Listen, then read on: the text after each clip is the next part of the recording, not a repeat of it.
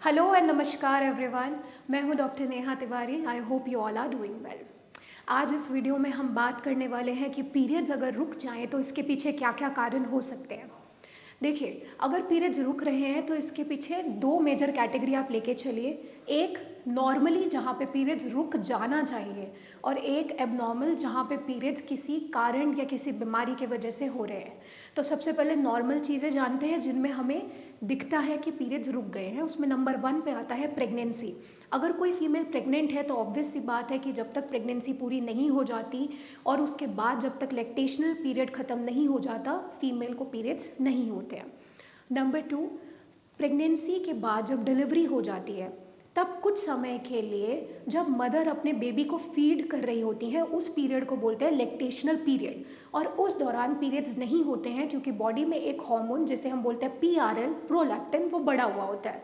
उसके बढ़ने की वजह से बाकी जो फीमेल हार्मोन्स होते हैं वो उस रेंज में नहीं होते कि पीरियड्स इनिशिएट हो। तो एक पीरियड वो भी होता है जिसमें पीरियड्स नहीं होते हैं। एंड थर्ड पॉइंट होता है मेनोपॉज।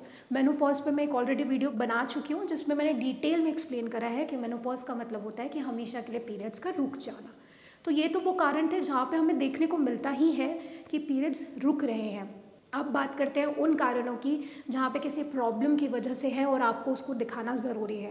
उसमें सबसे पहले आता है OCPs का लंबे समय तक इस्तेमाल करना, मतलब ओरल कॉन्ट्रासेप्टिव पिल्स। तो जो फीमेल्स लंबे समय तक इसका इस्तेमाल करती हैं, चाहे रेगुलर बेसिस पे कर रही हो, चाहे इमरजेंसी पिल्स को बार बार ले रही हो, उस वजह से बॉडी में हार्मोनल इम्बैलेंस बनता है। बिकॉज ये जो पिल्स होती हैं ये हार्मोनल पिल्स होती है। तो इसीलिए देखा गया है कि जो OCPs का इस्तेमाल करते हैं उनके पीरियड्स इरेगुलर होते हैं और कभी कभी तो लंबे समय के लिए बंद भी हो जाते हैं, रुक भी जाते हैं, और इनिशिएट करने के लिए फिर से दवाइयों का सहारा लेना पड़ता है। नंबर 2 बात करते हैं। कुछ फीमेल्स लंबे समय तक बीमारियों से जूझ रही होती हैं जिसकी वजह से उनको पीरियड्स रुक सकते हैं, जैसे कि क्रोनिक किडनी डिजीज़, CKD की जो पेशेंट्स होती हैं उनके बॉडी में ऑलरेडी वीकनेस होता है और हीमोग्लोबिन बन नहीं पा रहा होता क्योंकि किडनी अच्छे से काम नहीं कर रही होती है। उस कारण उनको पीरियड्स कभी कभी 2-2, 3-3 के महीने के गैप में रुक भी जाते हैं। और ऐसी भी कुछ दवाइयाँ आती हैं, ये हमारा थर्ड पॉइंट होगा, जिनका लंबे समय तक अगर इस्तेमाल करें तो उस वजह से पीरियड्स रुक सकते हैं। जैसे कि कीमोथेरेपी अगर कोई ले रहा है, अगर कोई फीमेल है जिन्हें कैंसर है जिसके लिए वो कीमोथेरेपी के सेशंस ले रही हैं, उस दौरान उनको पीरियड्स रुक सकते हैं।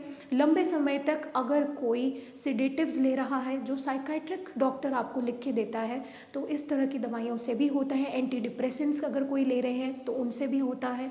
BP, शुगर, थायराइड, ऐसी चीज़ें हो तो भी।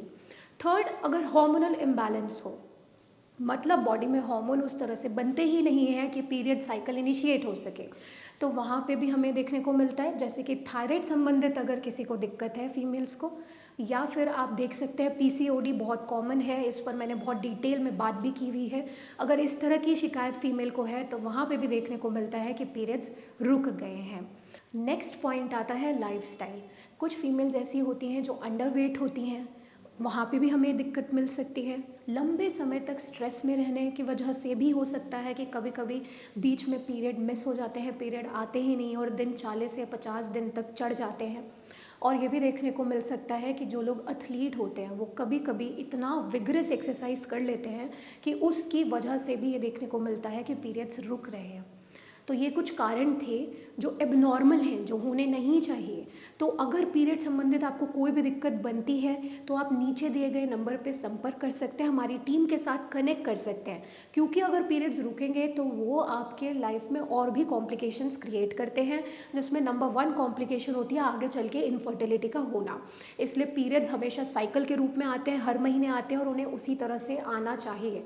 और वो कभी भी इतने डिस्कम्फर्ट प्रोवाइड करने वाले नहीं होने चाहिए कि जिससे आपकी डेली लाइफ हैम्पर। तो एक सही डाइट, सही लाइफस्टाइल, एक्सरसाइज रखनी चाहिए और अपने लिए सही इलाज का चयन करना चाहिए। हम मिलेंगे नेक्स्ट वीडियो में एक न्यू इन्फॉर्मेशन के साथ। तब तक आप सब अपना ख्याल रखिए। धन्यवाद।